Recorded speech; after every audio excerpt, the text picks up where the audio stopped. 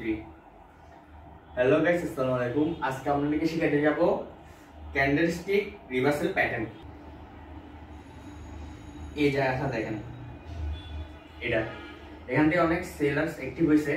তো এই জায়গায় একটা হ্যামার দিছে, বায়ারের একটা হ্যামার।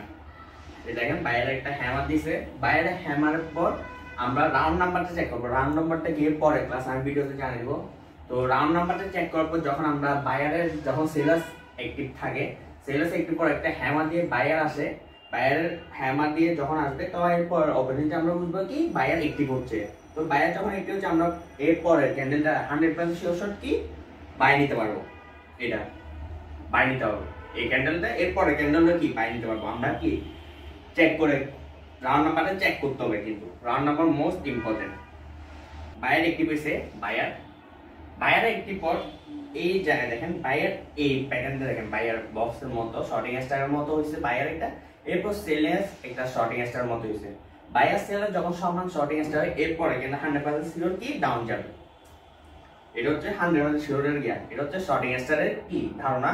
যখন শর্টিং স্টার বায়ারের পর একটা সেলার শর্টিং স্টার দেখবো আমরা, এরপরটাতে বুঝবো কি এরপর ক্যান্ডেলটা সেলার হবে।